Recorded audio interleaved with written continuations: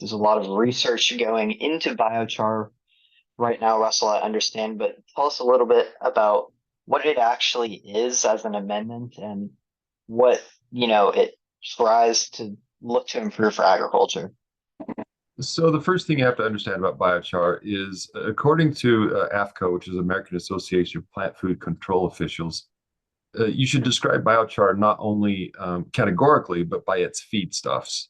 And generally, you don't see that happening in the industry. So biochar is made through a process called pyrolysis. And what it is basically you're heating these feedstuffs at a very high temperature in a oxygen devoid or low oxygen environment and burning them. And that process makes very high um, carbon molecules that are very stable and sequestered. And are you getting any of this background noise? I'm sorry.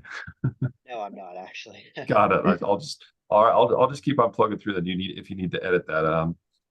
Okay. I'll, yeah. So the pyrolysis process it basically cooks these carbon molecules into a sequestered carbon that's very stable in what they call aromatic rings. Now, most people don't need to know that, but when you look at carbon structures, the carbon will attach to each other and make these very tight rings. And biochar is very rich in those aromatic rings, and it makes them very stable in a way of sequestering carbon. And it's a very interesting aspect for those that are promoting climate smart solutions because that carbon is in a very stable form. It's going to stay in the soil for a long time. So it's a way of taking a product that may contribute to CO2 and actually store that CO2 in the soil. Certainly. And so those aspects sound good, and it is marketed as this, like you said, sustainable solution to improving those waste management practices and also potentially helping there with crop yields.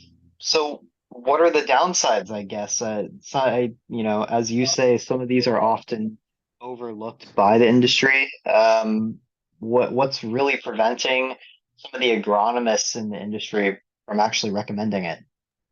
So the first thing I would point to is the pH of the product and the diversity of the product. So if you do a search for biochar information, you'll find a really interesting database by UC Davis. And that database actually summarizes a lot of parameters. And the one that should be of major interest to the growers is actually the pH of the biochar. Now, biochar, it, due to its creation but through the pyrolysis process, generally has what they call a liming potential. And what that means is it has some alkalinity or ability to produce alkalinity. Now, in a lot of the soils that they claim that biochar does phenomenal things with, uh, if you look at the underlying factors of most of these trials, those trials are generally acidic or highly washed soils. So you'll see in the biochar proponents will often cite terra preta soils or those soils in Central America where some of these Indians or Central American Indians were taking and creating these biochar type products, and these soils persisted, and that biochar persisted in these soils, making the soil better for years and years later. But these are highly washed acid soils. Most of the soils that we're dealing with in the Western United States are alkaline and calcareous, meaning you don't need more lime and liming potential.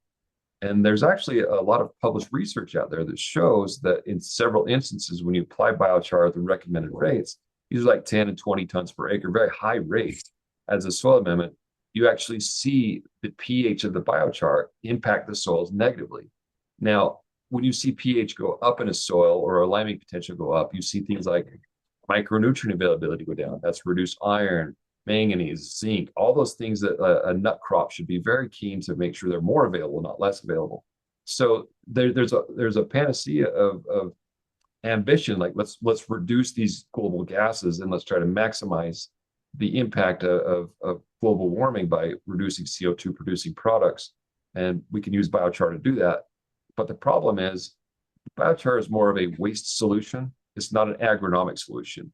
And those that are recommending biochar are just looking at the climate smart solutions and looking past this is an agronomic tool. We should be using this because it's going to save the planet, not because us as certified crop advisors, our input is all of a sudden meaningless.